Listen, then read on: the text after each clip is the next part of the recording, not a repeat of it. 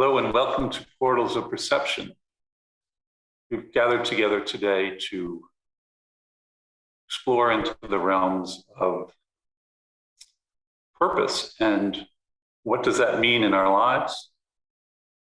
Where does it come from in us? What spurs us on to search for it?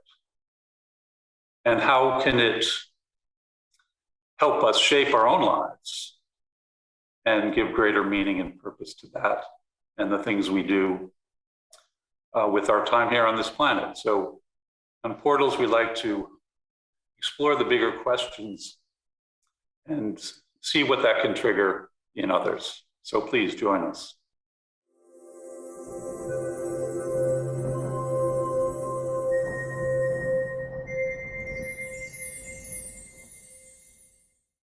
We're here with the Portals team, Peter, Kyriaki, Patrick, Jerry, and Lisa.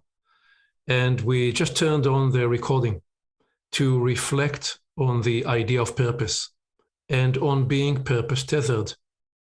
We want to inquire into what purpose as an idea, as a mindset, as a way of storytelling, and as a way of being and living means for all of us.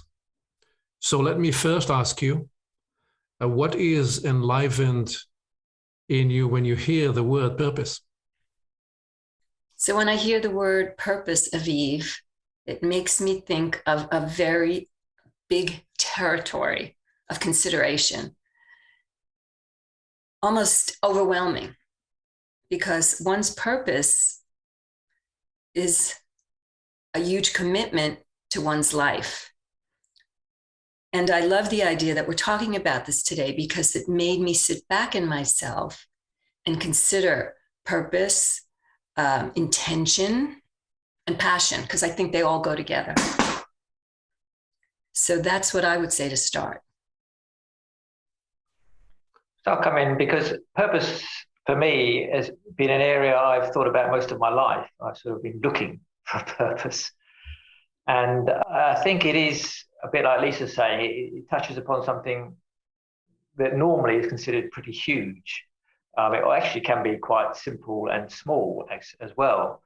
But I think an important part I feel in the idea of purpose is that it should never kind of come over as an obligation. I think it's more an opportunity.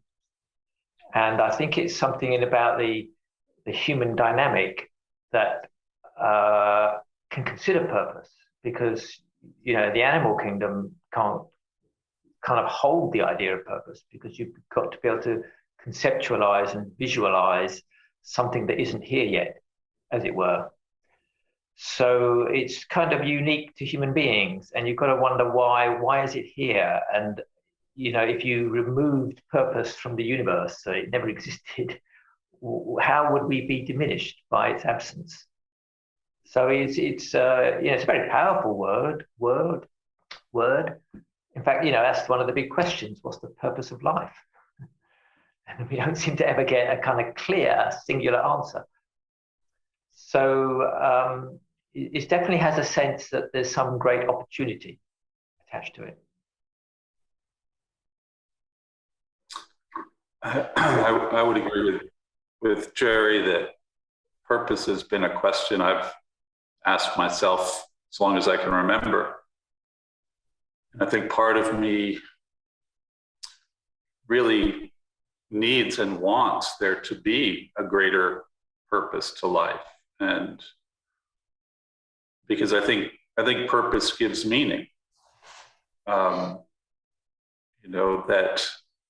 That I may not know why I'm here, but I'm here for something. And why is the human species here? I may not know exactly why, but I think it's here for something. And I think the universe is probably too. And so, a lifelong research of just trying to add ideas to that, things that resonate, things that I can hold on to, things that I can turn over, shake, poke at, and see if they hold and last. But I guess it's always been searching for meaning and believing that I was born into something that's already in progress, and that part of my journey is to figure out what that is, and then I might understand my role in it and why I've come, and what I can, with that information, what would I do then? What can I do then? So let's start there. Well, what comes in my mind when I hear the word purpose and how to be tethered to one's purpose? Well, it's as Lisa said, a bit overwhelming for me. I feel it is a very condensed, heavy subject. It's a bite that you need to chew a lot, and it gets a bit heavy in your stomach. So I think I would rather use the word skopos, which is the Greek word for purpose.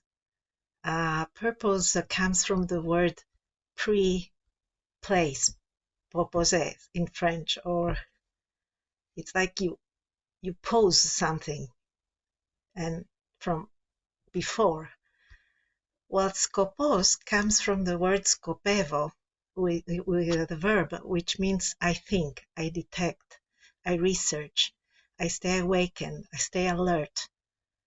So it's a much more fluid, evolving, dynamic purpose. And what also comes to me, it's a lot of questions, like, is the purpose something that we come with, that is pre-coded in us? Is it something that we are creating and it's dynamic and evolving? And how can we interweave the personal, let's say, purpose, if there is such a thing, with maybe a collective purpose? Yeah, so there are more questions that this inquiry opens up in me when I listen to it. Hello. So I would probably start with agreeing that if you think about just purpose, it can be overwhelming. And so that's why I really appreciate in some of the email traffic leading up to this conversation, there was one prompt, Aviv, and you said, so what is the place of purpose? And when I thought about that, that gave me a very big way in. I could jump on that because it's, so purpose is, it is like, it's the instigating, it's the organizing influence in your life. If you have a purpose, you will organize your life around that purpose. And so it can help you give direction to your life, can help you organize your life, whatever that purpose turns out to be. And purpose is also like an ongoing inspiration in your life. So if you hit a rough spot in whatever that is, if you are really tethered to a purpose and that purpose has meaning for you, whatever it is, that purpose can get you through all the little peaks and valleys that you're going to run into in trying to fulfill your purpose. So I think having a purpose is a very good thing. It can give you some energy and lift and direction to your life, whatever that is. And beyond that, it's like purpose to me is, it's a journey. It's a journey of discovery. And it's also a journey of a process of elimination. If you're trying to decide what my purpose is going to be, it's, you know, I could think back to, I had friends, really good friends in high school, and they got out of high school and they married their high school sweetheart, and they live in the same neighborhood they lived in 50 years ago. They never left their families, never left their hometown, and they're perfectly happy. And they found a purpose in somehow in just, you know, propagating that whole idea of family. And for them, that's very satisfying. And for others, it's not going to be. And the other thing that also came in right away is I consider myself very fortunate to live in a culture where I can actually have a choice in my purpose, because a lot of people don't. I mean, if you think about so many places in the world, like women grow up, and depending on where they're born, I mean, their lives are determined for them and they have no choice. And so a big question is, do you live in a place where you can actually choose your purpose? And I consider myself very lucky that I live in a place where I can. I can decide what I want my purpose to be.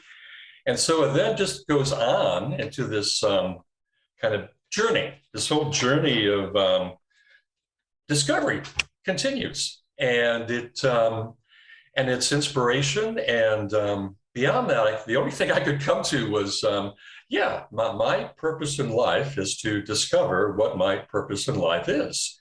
And I don't know. I can't tell you right now what that is. But I love the fact that I can have a purpose, and I can be a part of deciding what I want from my life. And that is a very inspiring thing for me. Yes, and yes, and yes. So weaving on all that you're offering this first round, purpose as an inquiry, purpose as a ongoing discovery journey, purpose as the dimension that adds meaning, purpose as the organizing principle that offers you direction. Purpose is something that can be large and heavy and overwhelming, or as something that provides you energy, all of the above. What it evokes for me is very much what, Patrick, where you ended with when you said my purpose is to discover what my purpose is along the journey. So it brings up for me the inquiry of how has my appreciation and grasp of the place of purpose evolved through the journey of my life. The brief backstory is I was awakened to the idea of purpose when I was 14, consciously. It was the 1973 war in Israel, the Yom Kippur War in Israel. My father had an important leadership role in the kibbutz where we lived, and I observed him navigating the challenging task of tremendous anxiety, and because Israel was suffering devastating losses, and there were a few days where the future of the country was uncertain. And it awakened me to many questions, including the question of purpose. So I traced to conscious, deliberate inquiry into purpose to that event. And then when I completed my high school, I convinced the principal of the school to let me be alone in the library in the last year, and I wrote my high school dissertation, which essentially was my oath to myself to stay engaged with the inquiry of purpose. So we are now nearly exactly 50 years after that awakening. That tells you my age, more or less. And it has been an ongoing journey where purpose continued to reveal itself with new iteration and significance and meaning.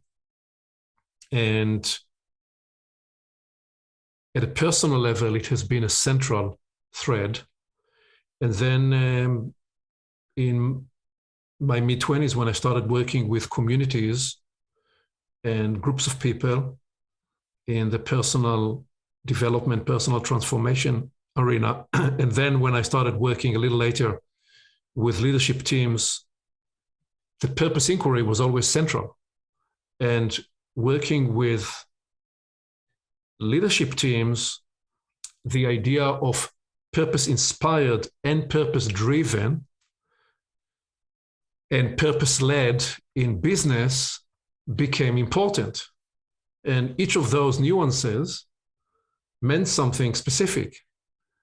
And in more recent time, specifically in the adventure we call the Epoch Culmination Community Journey, the idea of purpose tethered appeared and presented a whole a new nuance into the inquiry. So that's a bit of my backstory. And before I say more about it, let me invite you all to speak to specifically, no need to go to the full detail, but I'm interested, where would you place purpose in the way you experience purpose, and the journey aspect, or the inquiry, the continual inquiry, or the development journey aspect alongside this idea of purpose? How would you speak to the way you've experienced and are experiencing that, please?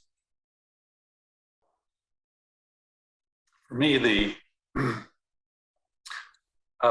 you might say there's always been a kind of a voice inside me, or a part of me, which I wouldn't have really had a name for, or maybe someone might call it my higher self, or I don't know, but I've always thought about it as kind of the core of me. And it's changed very little in my life, but I didn't know much about it. And so my journey has been kind of to just honor, what is that thing? What is that part of me?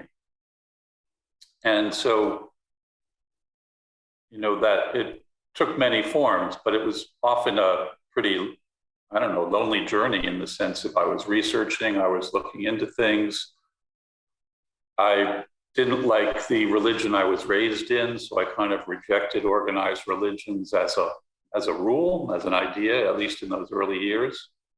So I kind of looked into astrophysics, Einstein, quantum theory. I looked into all these things and just tried to put it together. But I think, so it's evolved, over the years in many different ways. But I think I've always been trying to deepen this core, which is you could almost say it's like a nuclear device that needs to be fed and cooled and cared for, but because there's a real strength to it. If I keep in touch with it, and I keep the research going, and stay open, constantly staying open to what is driving me about it. Because I've always asked, why are these questions important to me? Because I don't meet 100 people on the street that would say the same, at least not easily. So then I say, okay, well, why is it important to me? And there's something about me that I want to honor in that. So I'd say that's how, and what that looks like certainly has evolved over time, but I think it's just to stay with that core, because I think it's probably the best part of me. So I may have lots of other ways of manifesting in the world, but I think that might be the best part of me. Well, first, I'd like to say, Aviv, I think it's amazing that at 14, you declared that you are on a journey of purpose. And so you probably can trace that development over these many years. I think that's amazing. For me, I never really consciously said, I want to think about my purpose. But I was always directed by my passions. So when I was 14, like you, I volunteered my time to the Head Start program in my community. And the Head Start program, for those who don't know, it's a program for underprivileged children. And this is many years ago. I mean, this is 50 some odd years ago. And I remember I used to drag my mother because I was so young. I don't even know if they would take me, or I couldn't get there, so she would drive me. And my passion was to be with these young children. And I can still feel that deep fulfillment, if you will, of having those little kids on my lap as we were on a bus. In those days, there were no seatbelts. Having them on my bus as we were going to some sort of interesting spot that they would not be able to do normally. And there was such a passion for being with young people, mentoring young people, and I was only 14, that was my purpose. So my passion became my purpose. And I think that that's the line of my life, is the passion that I have for mentoring. I mentor young women. I'm part of many international women's organizations that help mentor, work towards gender humanity and understanding. So I almost feel like I have a journey of passion, of the things that make me feel that my life is purposeful. One of my passions is being a champion of warmth and creating situations where people are warmed, creating programs where people can show up and feel together and connected. So now I'm starting to think about how my intentions and my passions really have led me to my purpose. And there's one thing I wanted to mention, and I think, Peter, you said it earlier. What is my part to play? What is my part to play in the purpose of humanity? And somebody else mentioned it too. I can't remember about, there's individual purpose, but there's the creative purpose. And so we look at both of those together and form a direction of what our lives are about. So that's what I would add right now. I sort of wonder, purpose can seem a bit of a heavyweight subject, and it's almost a bit like joining the army, where you sign on the line that you're going to be a member of the army, and it's like you've got to give up everything else. It's going to just take you over. And I think that is actually quite true of purpose, but I would like to put in the idea that you can have multiple purposes. And although often you can end up with like this one really resonant purpose that sort of almost like, overshadows all the others. Because what for me purpose has always represented is asking myself the question, what do I want? And life gives you this incredible freedom to say you can choose whatever you want. It's not, you don't have to do what your parents were trying to get you to do, and you don't have to join the bandwagon of what everyone's talking about on the television. It's purely a very intimate discovery process of where would I like to invest my energy? What would I like to put my time into? And I feel I'm building a relation, what do I want to build a relationship with? And for me, I was about in my late 20s, I think, and I decided I was going to spend a year asking myself the question, what do I want? For half an hour a day. I was looking for my purpose. And, I did that. And it's all like trying to stimulate, because obviously the world is full of telling us what we want. Like we want to look good, and we want to, have good things to say, and have money in the bank, and, and the advertising industry is trying to swamp us with things that we want. And it's true, we want them all in a way. There's so many things that we want.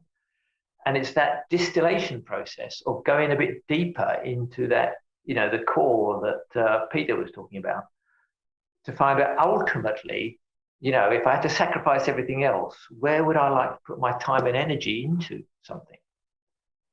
And then that evolves into, you don't have to have a purpose in life, but you've got this opportunity to turn it into a purpose, which is then addressing it, because purpose means addressing the external world.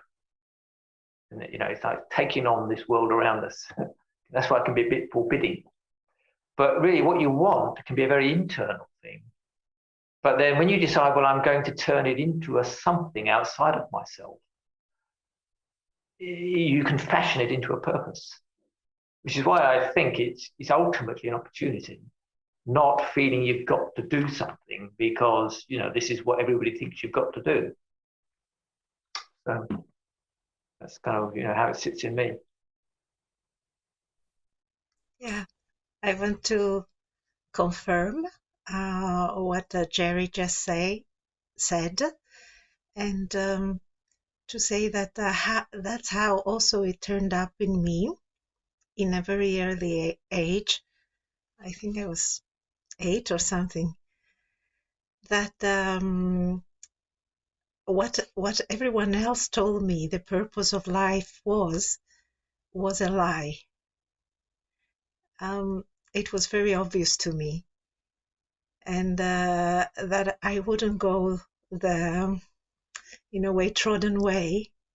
That was also a conscious decision very early, because I realized that what made, let's say, most people happy, it didn't make me happy. So I knew I would have to deny and be defiant, be very strongly defiant about what others were trying to impose on me as a purpose, whether was that a religious purpose or societal purpose or concerning my gender, the situation, the time and circumstance I found myself in. So I decided to be very defiant about it. And I think that liberated me to discovering things that mattered in a way, in a different, maybe they didn't matter to others, but they mattered to me. I could find meaning, as Peter said before. So I was trying to detect what were the things that I would, when I was engaged with them, I would lose sense of time. So that was an indication for me. Or I felt better when doing them than I was before engaging with these things. Or what things left me more energized and more hopeful. So I was trying to tune to ideas, activities, friends, dreams that would have this effect on me. And really searching also, being open to search. But I think maybe the first step was to be strongly defiant. And I even remember a moment that I really banged my hand on the table to my father, who was trying to impose something at that time, and really going into the defiance aspect that I would be the author of my own life. And I think that's maybe a first step in tuning to things that maybe they come more natural or easy to us, and we enjoy doing, and we find meaning in them. So I'm thinking back to when I also was 14, 15 years old, around that time. So I was reading books, and somehow I started reading books on comparative religions and Eastern religions, and I ran across the word meditation and the practice of meditation. And that's, for some reason, something in me just perked up when I started reading about all this. Now, this is really strange because at the time, this was a long time ago, and I was in an old school Catholic religion, Catholic high school in a small town in Indiana. So where did this thing for meditation come from? It did not come from anything in my environment, anything in my family. It was something that just popped into my head, and it felt very authentic. And this whole sort of drive to understand what was underneath it, it was a drive. It was a very powerful thing. It felt very authentic. And so that's when I had to start realizing that a lot of things that happen in life aren't logical. They aren't reasonable. nobody's going to agree with you. And if you want to pursue things that are coming up inside of you, sometimes you're going to have to face an awful lot of resistance. But for some reason, I stuck with it. And that little thing about realizing that I think there's a whole lot more to life than I'm being told, that became a very powerful driving thing. And that drove me for a long time. And then it was just discovering, anything that was alternative, I jumped at, whether it be lifestyles or religions or, anything, because it was that impulse that there's something more going on here than we're seeing or we're being told. And it's up to me to find it. I'm being driven to find something. So it was that following that impulse that I realized wasn't rational, wasn't logical, but it was okay because it felt authentic. And over time, things happened that confirmed that in me, that yes, I'm going in the right direction. And following whatever is arising in me and feels really powerful and natural is something I need to do, because it will get me to a place where then I can see different options and different choices. And eventually it gets you to a very good place. But it doesn't answer all the questions, but at least now I'm not at all scared about following what comes really natural to me and following that impulse. So there are two saliences that occur to me when I hear all the experiences with the purpose journey that you are describing. The first is that there isn't one path or one way to get into purpose. There are as many paths as there are people, and no two paths are the same. And the second is that in many of the experiences that you are describing, there was this tension with each one of us in a different way of the interior personal experience and the environment, parents, the ecology, the advertising, the world around us, and this tension between the need to discover from the inside and resist and defy what other people expect from you. These are two saliences that appear through your various stories. And indeed, when I found myself in the early 2000s leading often on a 2, 3, 4, actually on a 4-day, full days retreat type journeys, where the objective of the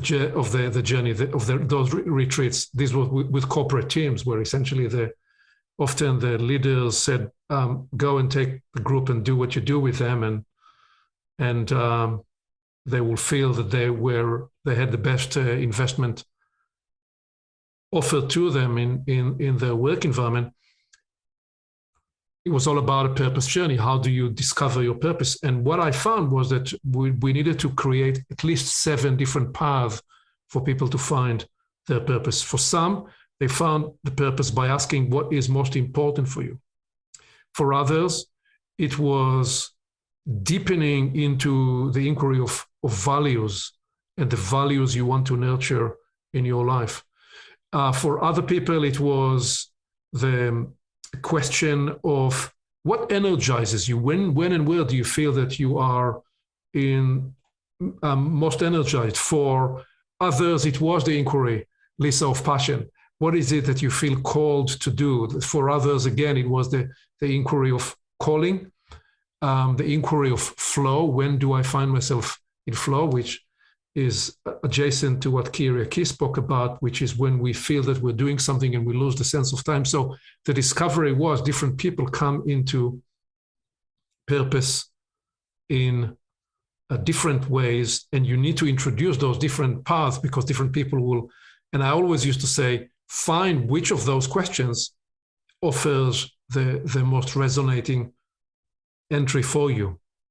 For me, I found that there were 2 primary mental models that I embraced. Initially, I was always climbing some kind of a mountain internally. I was always climbing a mountain. that was the journey to reach somewhere. And then I said at some point, it doesn't actually feel right, because if you embrace fully the journeying up a mountain,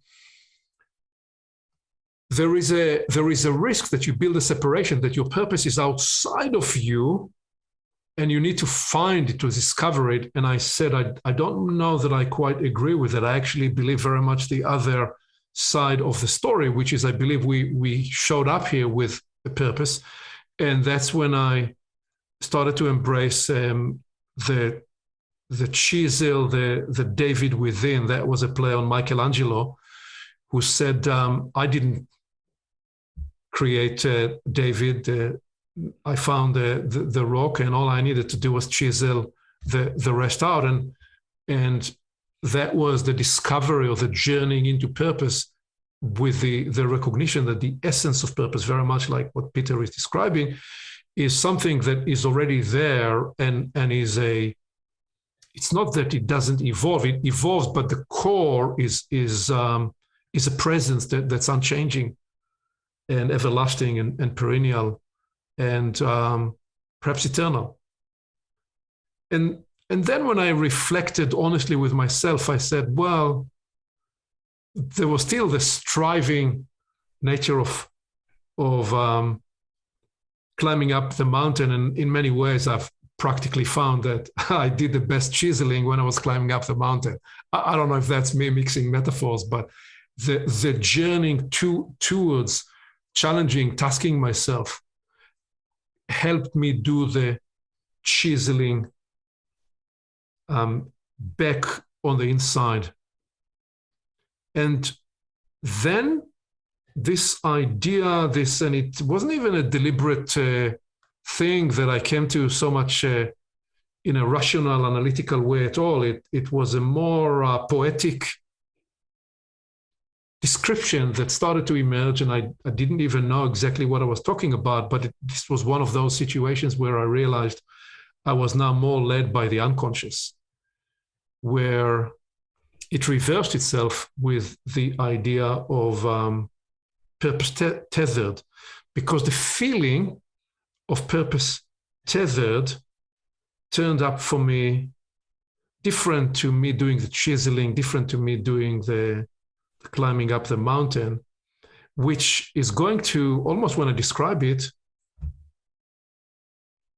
appear. Let me actually pause here. I don't want to say what describes it. I want to give you a chance to see what else turns up for you when we bring purpose, the idea of purpose tethered, if there is anything unique and specific that turns up with that, or anything else you want to say. And then I'd offer the what turned up for me when I started using the term purpose tethered. So please, who wants to pick it up? Well, I'll comment because it makes me think of a story, Aviv, that just happened recently. So I have a very dear friend. He's in his mid-70s, and he's a financial advisor. And he's one of those people that is very, definite about what he does in his life. He eats well, he exercises, and we always have these very wonderful spiritual conversations. And I'm always kind of nudging him a little bit. And I read a very interesting article about the brain and the mind and staying clear as you get older, against Alzheimer's and dementia. And I sent it on to him, and he read it, and he called me and he said, this sounds reasonable, Lisa. I can say yes to everything, but there's one thing I don't agree with. It says that you will stay clearer in your brain and more alive and bright if you have a purpose. And I said, oh, really? You can agree with, the eating right and the exercise and all the other things and keeping busy and taking up new projects, but you don't think purpose is a part of that? And he said, nope. He said, I live a good life. I eat healthy. He mentioned all the things. And one of my purposes is I really want to get better at my job. Now, the guy's been doing this for 50 years. He's 75 years old, but that's what he wants to do. And of course, I was tough on him, as I always am. And I said, no, I don't accept that. I think purpose is an important part, for me anyway, of keeping myself young and bright and on my journey. And he continued to talk. And then all of a sudden he said, well, part of my purpose in what I do is I help people. I help people so that they can create a security in their life as they get older. So I went, aha, there you have it. So you do have a purpose. I think the point that I'm trying to make is how many of us don't really call over in ourselves what our purposes are. And I love the fact that you had all these questions, Aviv, that you present to people to make them think about purpose. Because I think we go through our lives very quickly, you know, day to day, trying to survive, working, whatever we're doing. And we don't really take those moments to call over in ourselves the whole idea of purpose and what it can cause and what it can manufacture in our own lives. So I'll put that in. One of the ideas that came up while you were saying that, Aviv, is that the idea of purpose implies that you're going somewhere and that you're not there. There's a point A and then maybe there's a point B or a point Z, but you are somewhere along this line, but you're not there yet. So I know that's true for me. And if I assume that's true for the universe, which I have always kind of assumed it's true for the universe, that it's evolving, it's refining, I think, because most things you observe in nature are refining or adapting or learning. There's even a learning aspect of when you observe things. And so I think about that for my journey as well, that I want to refine. I want to get, like Lisa's story, I want to get better at what I'm doing, whatever that may be, whatever I choose to get better at. I want to get better at it. And that's a kind of an evolution, because what I learn in that process changes me.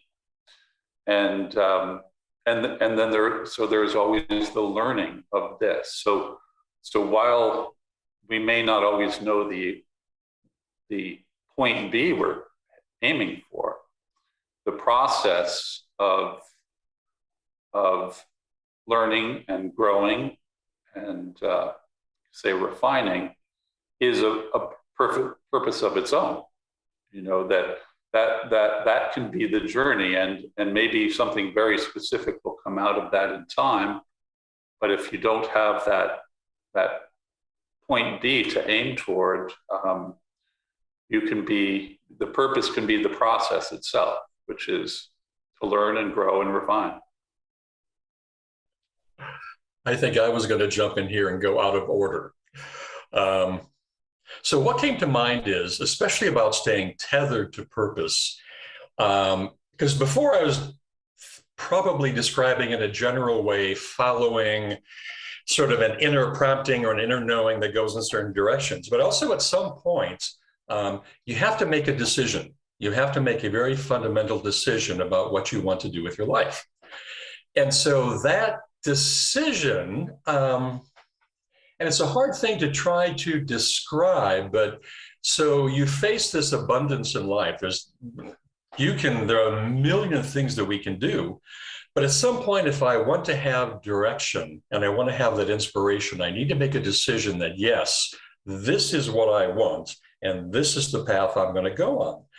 And then after you make that decision, it's okay, so what do I need to do to make sure that choice, that live purpose, is actually guiding me and is having an influence in my life and then influencing the lives around me.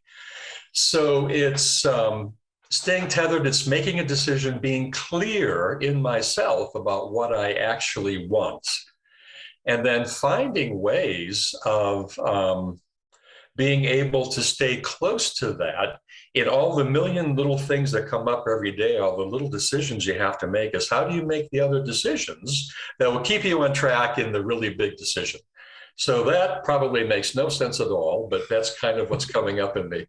But it's also this whole thing of, it's the need to, even though you make a decision, you have to update yourself all the time on what decisions you make. Because I am also I think I've made some very fundamental decisions about what I do want to do and what I won't do.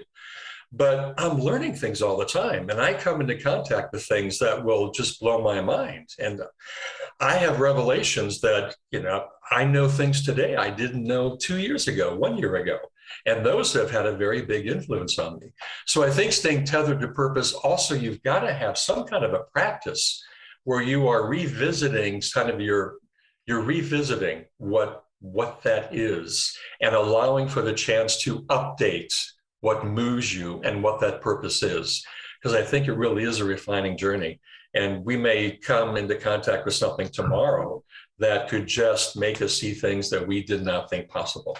And that could have a very big influence on us. So that's part of it too.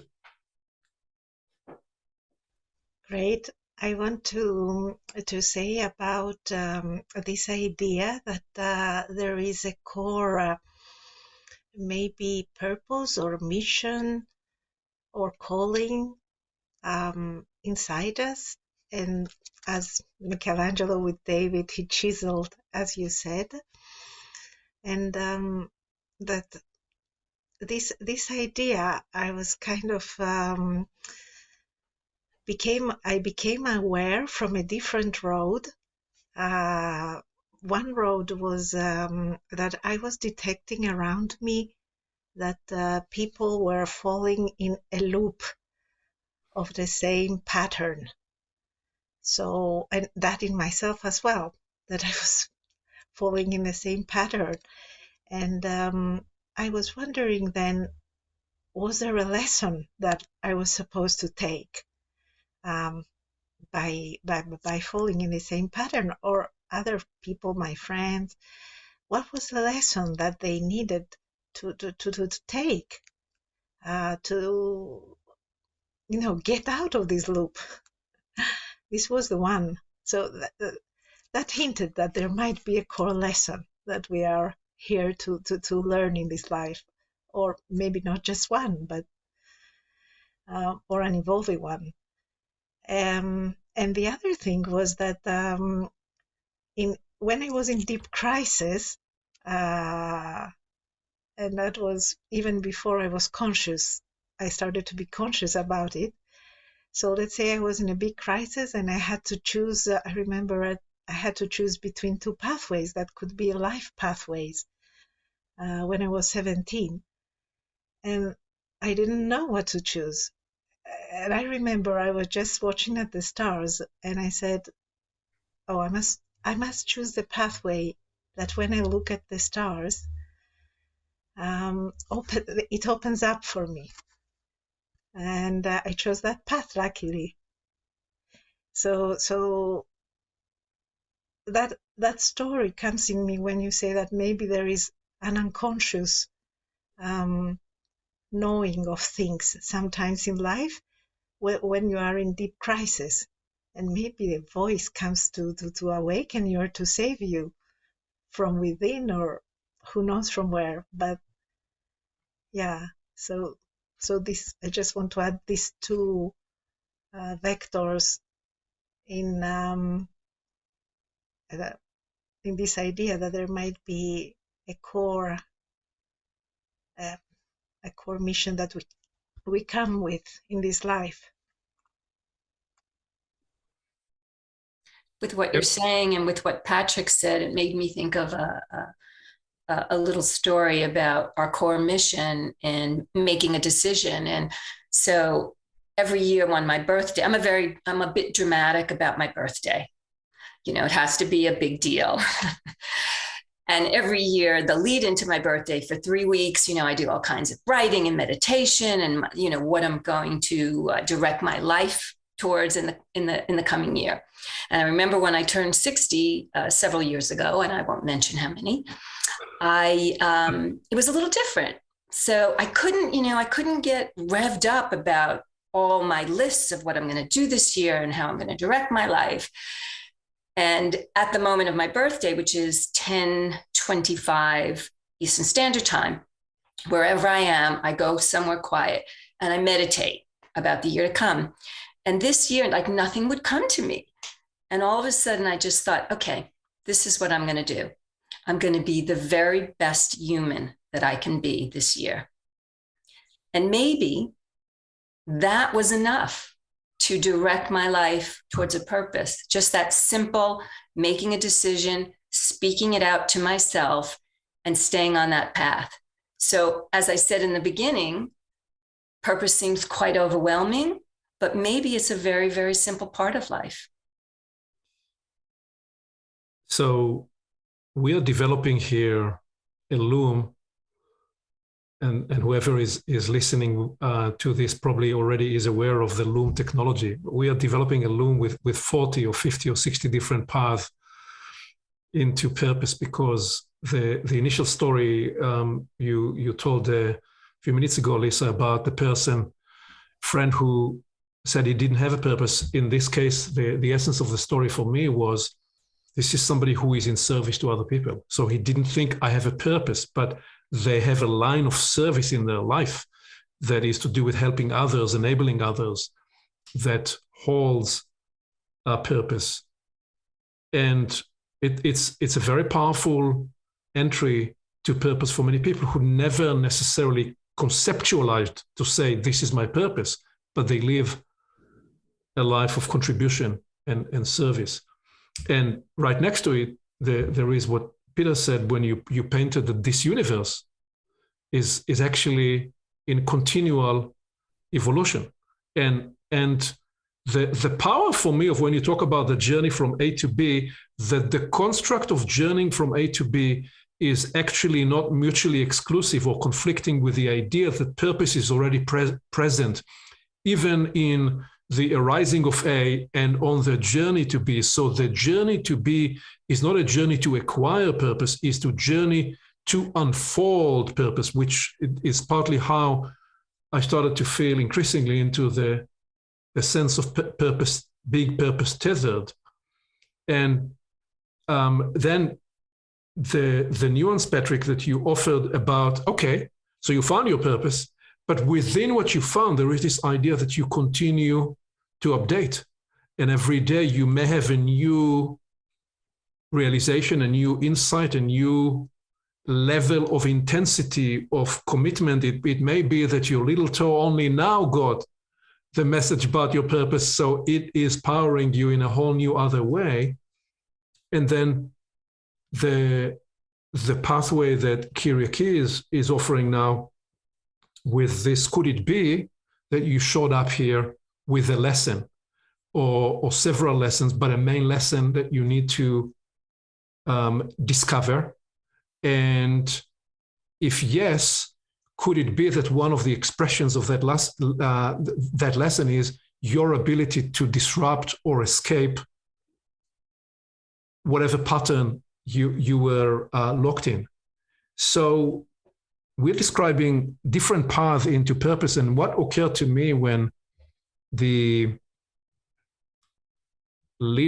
led from the unconscious to the sense of purpose, being purpose tethered, may bring a bit of a cognitive dissonance, because so by that point I'm, 20, 30 years working with teams all around the world, helping them define their organizational purpose, the purpose of their business, and so on. And I've taken myself maybe through 300 or 400 iterations of updating my purpose and vision and mission. And all of a sudden, I find myself in a place where I said, enough of that. I don't need to do that anymore. It's now more a question of, I don't need to define my purpose. Purpose now knows me. I don't need to know purpose. Purpose now knows me. And the sense of it actually was that increasingly the tethering of purpose is relaxing into the purposive action of life, relaxing into the purposive action of life. And what that meant was really that sense that I don't need to define what purpose is. Actually, I'm better off not defining or answering it in any final way, because I don't want it to get arrested or frozen.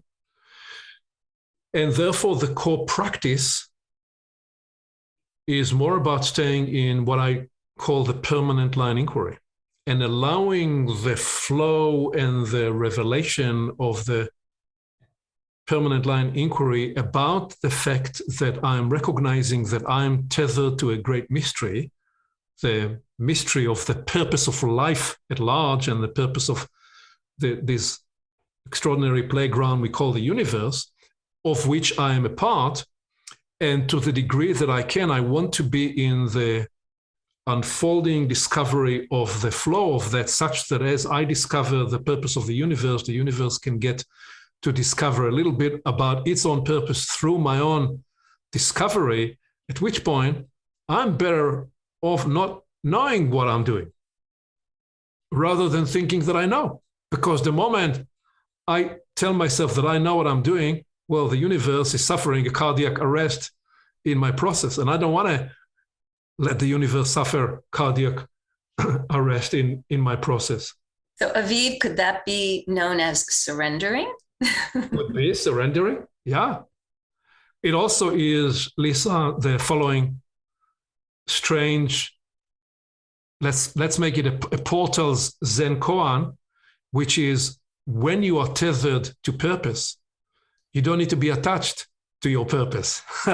That sounds like a Zen koan. So, and what I'm saying is, it's being in the process of discovery and allowing the propelling action of that to lead you. And I don't mean that in just philosophical way. I mean it in the most practical way. Let me give two concrete examples. And then I know Jerry has been waiting patiently, so we'll let you come in. I kept saying when we launched Portals that we don't know what Portals is for. So we have many senses about the nature of the inquiry. It is about being on the cutting edge of something. It is about being at the convergence point of what's emerging for humanity at large at this time, through this time of trial and tribulation. It is about the evolution of consciousness and becoming conscious in ourselves about evolution.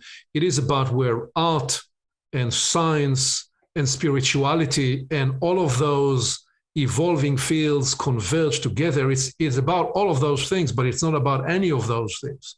And it's more being at that electrifying edge of something that we're being in pursuit of, that we are unfolding in our own dialogue, a bit like in this conversation. That is where more the teleology, the search, the flow of purpose reveals itself for this project. So we do not, I'm not proposing that sense of not knowing in a loose way. It actually has a certain tetheredness to it. It is more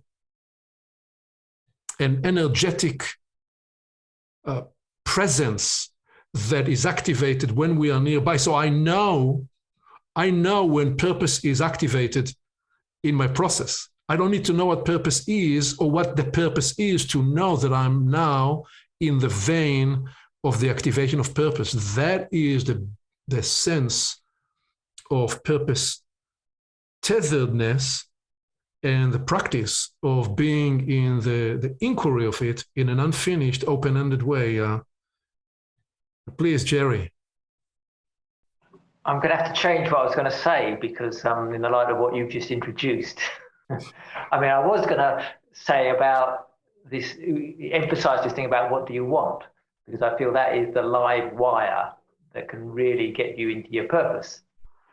But I feel in the light of what you've just said, to up the bar a bit, because that can sound a bit personal. What do I want?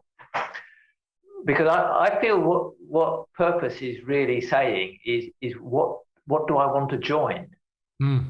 And it's actually about starting a relationship, a chosen relationship with something.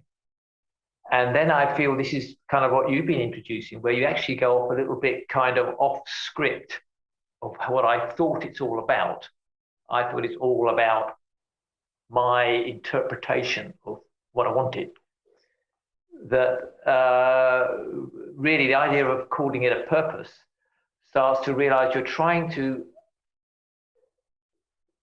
get closer, kind of almost in a way integrate with some greater territory than yourself, and let it fashion the person back whilst they start to grow and develop in tune with that relationship, and in tune in terms of what can happen and pass between, you know, the purpose and the person. So, and in a way, it's a journey into a bit of the, I mean, the conventional purposes, like I want to start a business, are a bit kind of defined. But I think in these levels, in the kind of spiritual questions of life, it's just really open-ended and huge.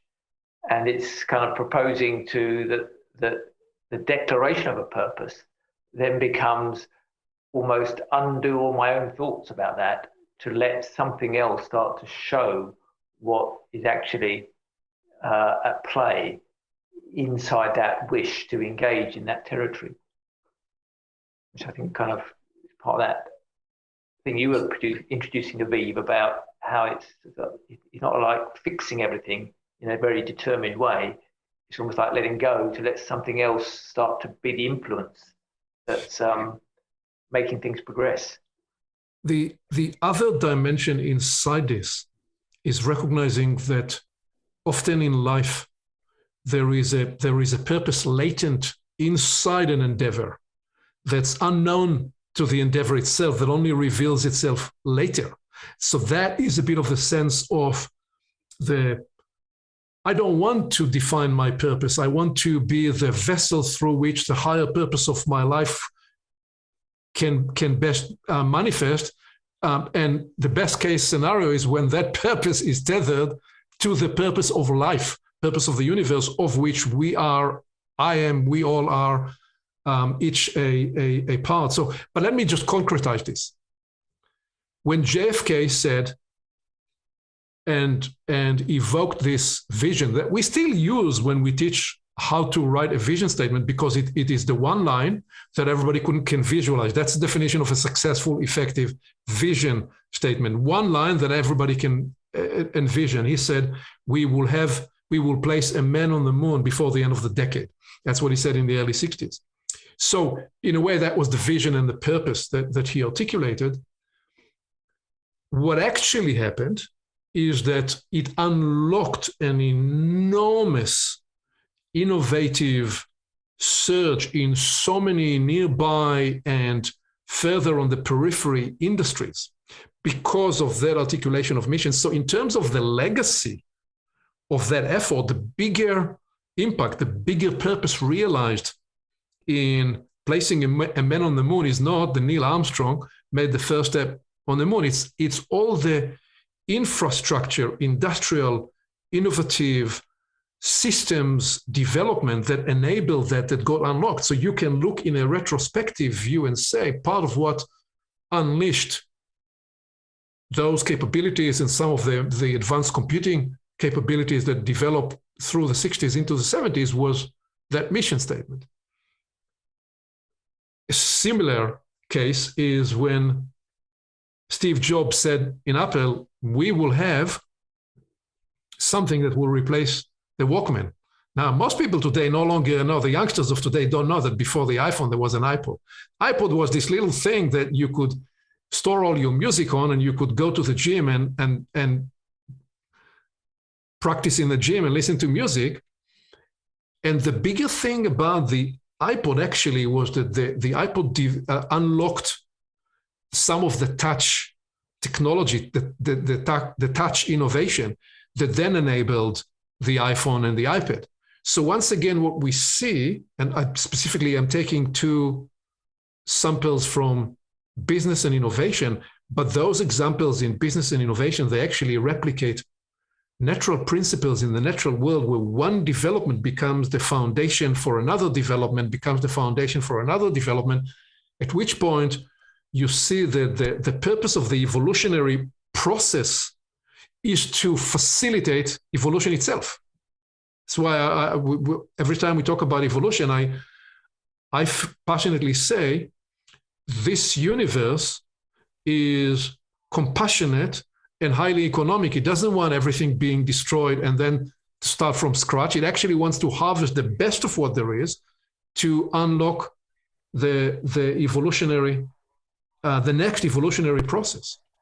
And I propose that we can experience the same in our own lives, that we may be called to do something that we don't even know why fully we are called to do so, and only later we discover later in life. That's how I tell the story of, which I'm not going to tell now, but I did tell once or twice, I think, on Portals, John Paul II. He becomes an amazingly effective actor in his 16 and 17 in the underground theater club that he's part of during the war. And he, at that point in time, surely is unaware that he will become the Pope that will take the Vatican into the television age. Certainly he's not aware of it, but he is perfecting the career, the bigger career that he will have later. So you can say he was guided into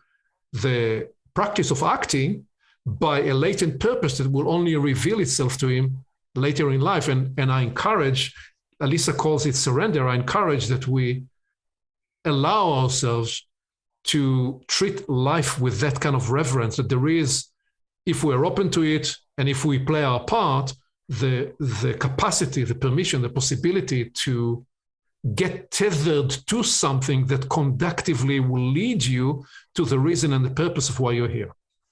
My passionate a period here at the end of that line, please. Yeah, I wanted to add a word in that we haven't really touched on, but I think underlies so much of what's being said, and that's trust. And, you know, trusting in ourselves, because it's very easy to let the external world define our purpose and define our life and define many things about us.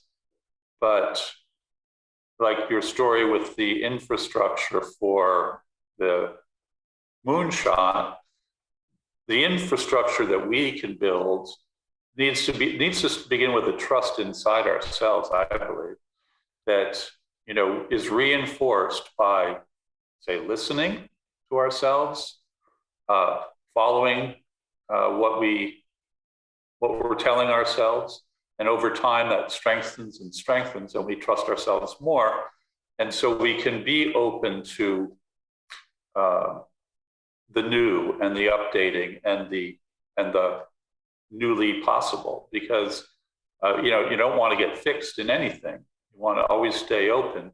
But that requires a certain kind of trust that you're going to get the information you need, and it's going to come from inside you. So I think part of the life discovery, the discovery journey, is that listening inside, and when you do listen, you reinforce the fact that you can trust yourself and you can trust your natural connections to life. I love this bit, Peter. This is great. And also what you put in, Aviv, because it's giving me a whole new conception about how to think about purpose. So rather than to sit down and say, this is my purpose, this is my purpose, this is my purpose, and say, okay, yes, my purpose can evolve. It's almost like you come through this whole idea of tethering, and that you're more attached to your life and to yourself. Because if we're really in touch with ourselves and we are clear with ourselves, then our lives can lead us on a purposeful mission, if you will. So I'm looking at this completely differently now after our hour or so together than I did when we first came together. So I find it very valuable. Thank you. Yeah. And I wanted to add one little thing came in about tethers, because you mentioned you can be tethered and not connected. And so I'm thinking of practical examples of tethers. So if you spend a lot of time around boats and the water, you will often find that a small boat might be tied to a dock, but the rope is very long. And the boat will kind of drift. It may go this way, it may go that way, but it never gets disconnected from the dock. And the other example of a tether that I've always liked is if you think of scuba divers or deep sea divers, sometimes when they go diving into water, they are still connected to the boats. And so a tether will allow them to safely explore unknown waters and always be able to find their way back. So as we look to not to land and not to bring this to conclusion, but to leave it suspended, unfinished, what other closing or holding thoughts and anyone want to offer, either about specifically what you encourage yourself and or others in the practice of purpose, or the practice of purpose tethering, or about this endeavor we call portals and its purpose? Please feel free to comment to any of the two. I would like to say two practices, actually three. Try to say it a bit condensed. The one is that in order maybe to trace what the purpose or greater mission or service your life can offer or be connected to, and yes, I think self-choice, and it adapts you and you adapt it. So it's a kind of a courting, evolving relationship with your purpose.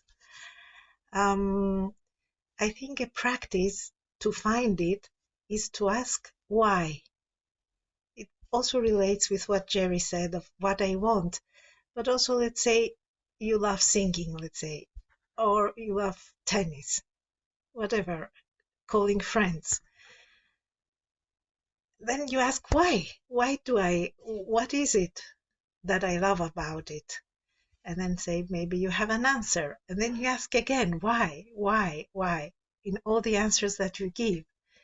And I think this is a process that I often do.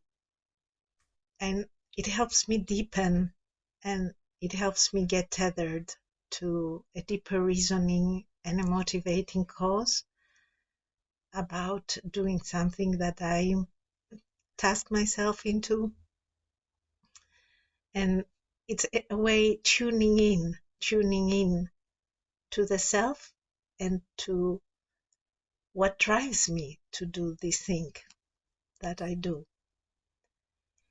The other thing is to be trying to find a relationship between events. So in a way to trace.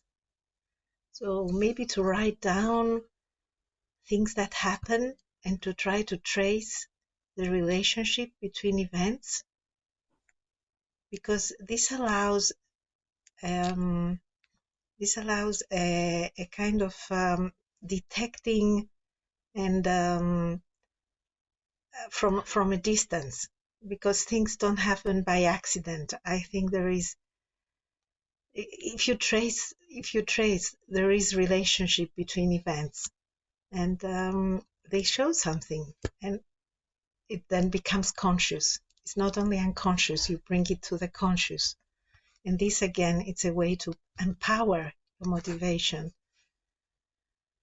And the last thing is that this saying that I love, it's from the Stoics, from Epictetus, and Marcus Aurelius and Nietzsche developed on it, and it's amor fati.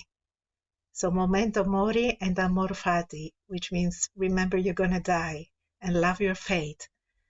And this is related to difficulties, and that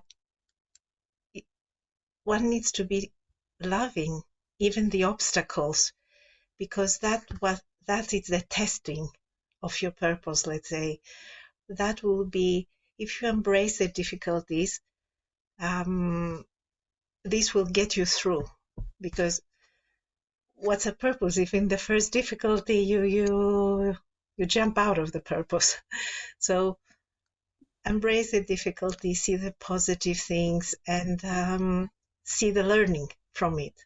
So that these three practices at least help me get, in a way, tuned and opening the space, maybe to surrender or trust the higher intelligence in a way.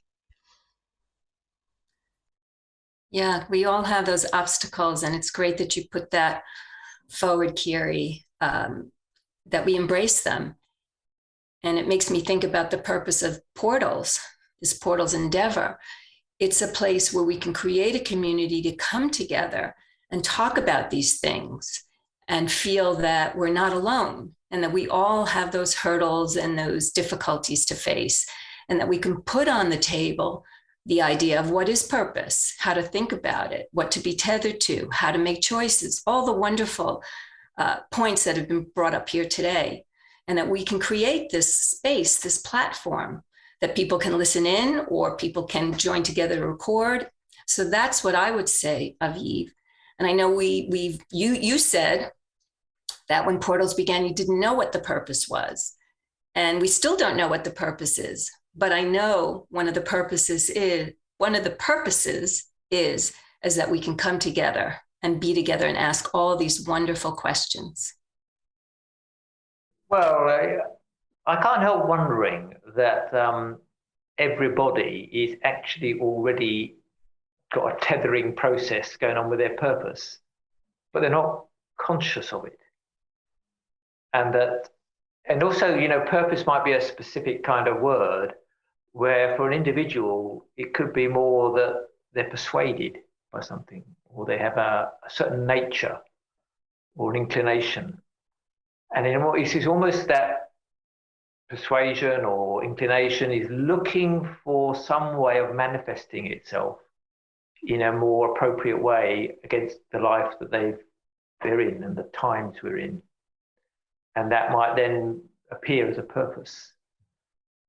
But somehow, whatever it is, whether it's some conscious purpose or it's just the fact that they feel drawn to a certain area, that so almost like try to spot it. I mean, it's like become a bit more of a detective about your own life and what it's persuaded by, and where that kind of, you can feel something's going on there and you're not sure why. A bit like Patrick's story about coming across the word meditation and not knowing why it resonated so much. And that helped to find that natural tethering that's probably already there in a kind of unseen way, and we're trying to bring it to the front of our mind as opposed to it going on through our systems. Well, just quickly, I would say that two questions that have served me well is, what do I want to be a champion of? Meaning, if the world is my oyster, if I can decide anything, and we have free choice, so to some degree we can choose anything in our lives. So, okay, from that, what do I want to be a champion? And it could be anything, but I think everyone, if they were just to sit down and write that down on paper, might see a few things that would surprise them, because it certainly has surprised me. In terms of, gee, is it service? Is it I would just want to see more kindness in the world? So I want to offer the world some great thing before I die, or whatever it may be. But I want to be a champion of that, because I can't be a champion for everything. No one can. So what would those things be? And I think it's a useful exercise. And of course, the answers may change over time. And then the other question I ask is, who's talking to me now? When I'm trying to make a decision or understand something, I like to say, okay, I have a very strong feeling about that, but who's actually saying that? Is that my core? Is that the deepest and best part of me, or is that more of is that a shallower part of me? Is that more not instinctual, but more, say, flesh and blood part of me. And so just like to have that clarity when I'm trying to make big decisions. Yes. Yeah, beautiful. We must by now have generated here 60 different entry points to purpose. Each is a potent starter. And the idea, if you stayed with us through to this point, is choose what works for you. And just to add one one more, here is my experience in putting together some of the last things that were said there. What Peter spoke, I think, earlier to the idea of trust. And Jerry, what you spoke to with a sense of it's already there and it's just not always conscious. And I actually propose that first we become conscious and then we can surrender the need to be conscious of it in a whole other way. When after 2 decades in what can be described as an initiatory experience in a mystery school, when I said, okay, now I'm going to parachute to the top of the business world to work with leaders. When I did that, there were 2 dual purposes in that. First, I needed to desperately and urgently free myself and my family financially. But there was another purpose in it. It had the recognition that if you were to be functional and effective in the work with people, in the developmental, transformational, spiritual arena, you needed to confront your own fears. You needed to confront your own anxieties. I needed to. And the test was, could I parachute to this world that's driven by intellectual, materialistic, often ego-driven power structures, often powered by big money and all the intensities that go with that? Could I parachute into this world, navigate and manage these energies without becoming captured by those?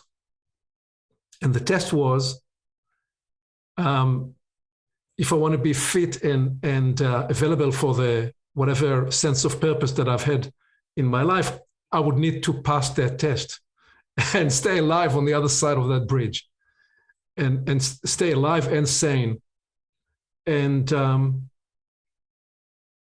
it worked, and it's still working. And a fisherman is good as his last catch. So no prophecies about the future. Right? There are always traps you're gonna have to confront. That too can be a purpose, and it has a bit of the Stoic message that Kyriaki offered.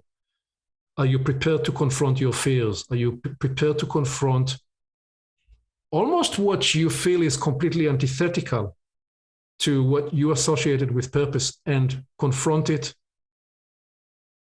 not to necessarily fight it, but to jiu-jitsu or aikido it, such that you do not get captured by it? That too can be a path into purpose. I don't recommend it, by the way. It's a high wire walk, but for some, it may be the way for you to do so. I didn't plan for it.